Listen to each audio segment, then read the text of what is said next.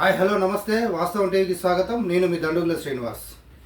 తీగ లాగితే డొంక కదిలినట్టు కొడంగల్ నియోజకవర్గం లగచర్ల భూసేకరణ ప్రజాభిప్రాయ విషయంలో కలెక్టర్ దాడి నేపథ్యం బీఆర్ఎస్ మెడకు చుట్టుకుంది. ఆ తీగ సురేష్ దగ్గర నుంచి తీగ లాగితే కేటీఆర్ దాకా డొంక కదిలినట్టుగా దీని వెనుక బీఆర్ఎస్ కుట్రకోణం, కేటీఆర్ తెర వెనుక ఉండి నడిపించాడని స్వయంగా అరెస్టు చేసిన తర్వాత రిమాండ్ రిపోర్ట్లో కీలకమైన వాంగ్మూలం ఒకటి రికార్డ్ చేశారు నరేందర్ రెడ్డి చెప్పినట్టుగా.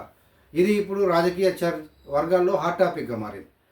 ఎటు వచ్చినట్టు దీని వెనుక కేటీఆర్ ఒక అనాలోచిత దుందుడుకు చర్యల మూలంగా టోటల్గా వ్యక్తిగతంగా కావచ్చు, పార్టీ పరంగా కావచ్చు, ఇబ్బందికర పరిస్థితులు ఎదుర్కొనే పరిస్థితికి ఆయన ఆలోచన పద్ధతులు ఉన్నాయని చెప్పడంలో ఇంతకుముందు మనం డిస్కషన్ చేసుకున్నట్టుగా, అంటే ఎంతవరకైనా సరే చేయండి, దాడి చేయండి, నేనున్నాను, ఎంత ఖర్చు అయినా పర్లేదు అనే మాట నరేందర్ రెడ్డితో చెప్పడం. నరేందర్ రెడ్డి అక్కడున్న లంబాడాలు, అక్కడున్న తండావాసులు, లగచర్ల, రోటిబండ వీళ్ళకి సంబంధించిన 3 తండాలకు సంబంధించిన వాళ్ళకు కూడా మెసేజ్ పోయింది. అంటే మీరు ఏమన్నా చేయండి, దాడి చేయండి అధికారుల మీద, మన భూములు మళ్ళీ మనకు రావు అని చెప్పి ఆ కోణంతో వాళ్ళని రెచ్చగొట్టి ఎంత ఖర్చు అయినా కేటీఆర్ భరించే తనకు సిద్ధంగా ఉన్నాడు, నాకు చెప్పాడు కాబట్టి మీరు భయపడాల్సిన పని లేదు అని చెప్పి వాళ్ళని రెచ్చగొట్టడం మూలంగానే ఆ విధమైన దాడి జరిగింది. లేదంటే వాళ్ళంతా ఆలోచన వాళ్ళకి లేదు. వాళ్ళు వచ్చినా కానీ ఒక కలెక్టరు, ఒక అధికారులు, రెవెన్యూ అధికారులు అని కనీసం మర్యాద ఇచ్చి మాట్లాడే వాళ్ళని కూడా రెచ్చగొట్టే ఆ విధంగా ఉద్రిక్తత, అంటే ప్రభుత్వాన్ని అస్థిరపరిచి ఒక కుట్రకోణం ప్రభుత్వాన్ని బద్నాం చేసే విధంగా, అంటే కలెక్టర్ల మీదనే దాడి జరుగుతూ ఉంది, అంత వ్యతిరేకత వస్తూ ఉంది. కాంగ్రెస్ పార్టీ అంటే, ప్రభుత్వం అంటే జనాల్లో తీవ్ర వ్యతిరేకత ఉంది అని దాన్ని ఎస్టాబ్లిష్ చేయడం కోసం కేటీఆర్ ఇంత సంఘటనకు ఒడిగట్టాడనేది పోలీసుల వైపు విచారణలో నిగ్గు తేలినట్టుగా రిమాండ్ రిపోర్ట్లో కీలకమైన ఆధారాలు పొందుపరచడం మూలంగా నిన్న మొత్తం రాజకీయ సర్కిల్లో ఇదే హాట్ టాపిక్గా మారింది. అయితే అర్ధరాత్రి వరకు కూడా హంగామా, హైడ్రామా, ఉద్రిక్తత పరిస్థితులు బీఆర్ఎస్ పార్టీలో కేటీఆర్ విషయంలో కొనసాగాయి. ఎక్కడ అరెస్ట్ చేస్తారో, నరేందర్ రెడ్డి అరెస్ట్ అయ్యాడు, ఇక కేటీఆర్ని ఎక్కడ అరెస్ట్ చేస్తారో అనే ఆ కోణంలో చాలామంది తరలి రావడం, హరీష్ రావు తదితర వర్గాలతో కేటీఆర్ ప్రత్యేకంగా భేటీ కావడం, అరెస్ట్ చేస్తే ఎట్లా ఉంటుంది, ఎట్లా నిరసన చేయాలనేది.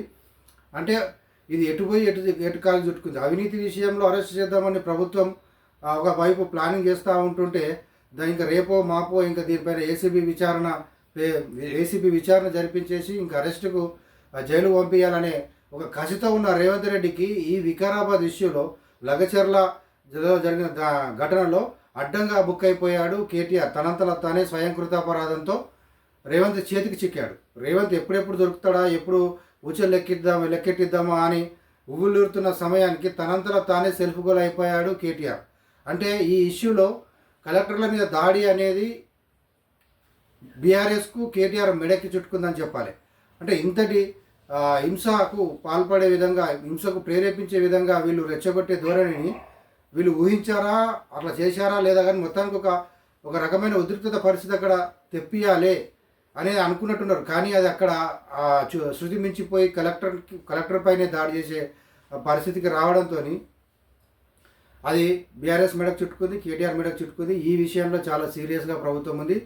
దీని విషయం పట్నం నరేందర్ రెడ్డి మాజీ ఎమ్మెల్యేని ఆగమేఘాల మీద విచారణలో వెల్లడి కాగానే సురేష్తో ఫోన్లో మాట్లాడిన సంభాషణ ఆధారం కాల్ డేటా తీసుకోగానే వెంటనే ఆగమేఘాల మీద అరెస్ట్ చేయడము, విచారణ చేపట్టడము, కోర్టుకు తీసుకుపోవడం, కొడంగల్ కోర్టుకు 14 రోజుల రిమాండ్ విధించడం చకచకా జరిగిపోయాయి. దీంట్లో ఎట్టి పరిస్థితుల్లో తాత్సారం చేసేది లేదని, కఠిన చర్యలు ఉంటాయని రేవంత్ రెడ్డి అన్న తర్వాత జరిగిన పరిణామాలు చూస్తే కనుక ఎంత సీరియస్గా ప్రభుత్వం ఉందో మనం అర్థం చేసుకోవచ్చు.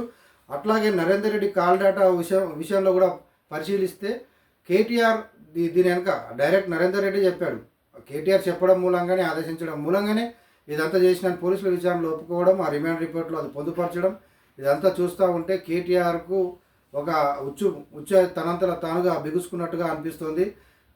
రంగారెడ్డి కలెక్టర్ ప్రతీక్ జైన్ ఘటన విషయంలో బీఆర్ఎస్ సెల్ఫ్ గోల్ అయిపోయింది, డ్యామేజ్ అయిపోయింది. అటువైపు ఉద్యోగ పక్షాలు కూడా తీవ్ర నిరసనలు వ్యక్తం చేయడానికి సిద్ధమై ఈరోజు జిల్లాల కలెక్టరేట్ల దగ్గర మధ్యాహ్నం పూట నల్ల బ్యాడ్జీలు ధరించి నిరసన తెలపాలని ఉద్యోగ చేసి పిలిపించింది. ఇంకో ఉద్యోగ చేసి సిఎస్ను, తర్వాత పోలీసు అధికారులను, పొంగిలేటి శ్రీనివాసరెడ్డిని వీళ్ళందరినీ కలుస్తూ కఠిన చర్యలు తీసుకోవాలని చెప్పి వాళ్ళు కూడా తీవ్ర ఆగ్రహంతో నిరసన వ్యక్తం చేస్తూ కలిసిన ఉదంతాలు చూస్తూ ఉంటే ఉద్యోగ సెక్షన్ మొత్తం కూడా ఇంకా పైపెచ్చు కేటీఆర్ మాట్లాడుతూ ఉద్యోగులు బలి కావద్దు అని ఇంకా వీళ్ళ వైపు చూడడం మూలంగా ఎవరు కేటీఆర్ మాట అయిన పరిస్థితి లేదు. మొన్ననే ఒక 3-4 రోజుల కిందనే అధికారులను పక్కగా బ్లాక్మెయిల్ చేసిన దూరంలో కేటీఆర్ మాట్లాడిన ఉదంతం మనం చూసాం.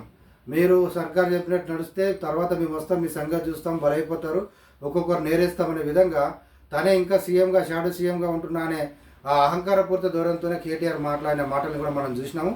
అయితే దీన్ని ఒకవైపు అధికారులు అప్పుడే అధికారుల మీద ఇట్లా మాట్లాడడం నచ్చని తీవ్ర ఆ కోపంతో ఉన్న అధికారులకు కలెక్టర్ దాడి ఉదంతంలో ఇంకా మరింతగా బీఆర్ఎస్ పార్టీ మీద కేటీఆర్ మీద కోపోద్రిక్తమైన వాతావరణం అయితే ఆ ఉద్యోగ సెక్షన్లో కనబడతా ఉంది. దానికి తోడు మళ్ళీ ఇంత జరిగిన తర్వాత కూడా మీరే బలవుతారు, గవర్నమెంట్ మాట వింటే వాళ్ళు చెప్పినట్టు చేస్తే మీరు బలవుతారు అని చెప్పి అధికారులకు ఏదో హెచ్చరిక చేసినట్టుగా సూచన చేసినట్టుగా మాట్లాడే ఆ వైఖరి తీరుని కూడా ఉద్యోగ సంఘాలు తప్పుపడతా ఉన్నాయి.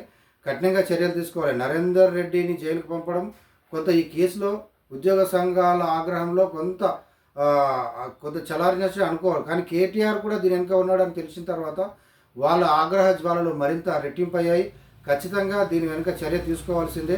మిగతా రాజకీయ కోణాలు పక్కన పెట్టి రేవంత్ రెడ్డి కేటీఆర్ వీళ్ళిద్దరి మధ్య తగాదాలు పక్కన పెట్టి కాంగ్రెస్ బీఆర్ఎస్ వీళ్ళిద్దరి మధ్య గొడవలు రాజకీయపరమైన పగలు ప్రతీకారాలు పక్కన పెట్టి ఈ ఉదంతంలో లగచర్ల ఉదంతంలో వికారాబాద్ కలెక్టర్పై జరిగిన దాడి ఉదంతంలో మాత్రం ఖచ్చితంగా దీని వెనుక ఎవరున్నా చర్యలు తీసుకోవాలని గట్టిగా కోరుతున్న తరుణంలో ఓవైపు లంబాడాలను కానీ వీళ్ళని వాళ్ళని ఎవరు చూడకుండా దాడిలో పాల్గొన్న ప్రతి ఒక్కరిని అరెస్ట్ చేయడం, రిమాండ్కి పంపించడం, వాళ్ళందరినీ కూడా ఒకవైపు చేస్తూనే ఇక్కడ కుట్రకోణానికి ప్రధాన సూత్రధారి అయిన పార్టీ పట్నం నరేందర్ రెడ్డి వీళ్ళందరిపై చర్యలు తీసుకుంటూ అంతిమంగా వాళ్ళ బాస్ ఎవరు కేటీఆర్ మీద కూడా ఉచ్చు బిగుసుకునేటట్టుగా సీరియస్గా ప్రభుత్వం, ఎందుకంటే కొడంగల్ నియోజకవర్గం సీఎం రేవంత్ రెడ్డి సొంత నియోజకవర్గం కావడం అంటే సీఎం ఇలాకాలోనే రైతులు అధికారులను ఉరికించి కొట్టారు. బీఆర్ఎస్ సోషల్ మీడియా కూడా దాన్ని అద్భుతంగా వర్ణించి చెప్పింది.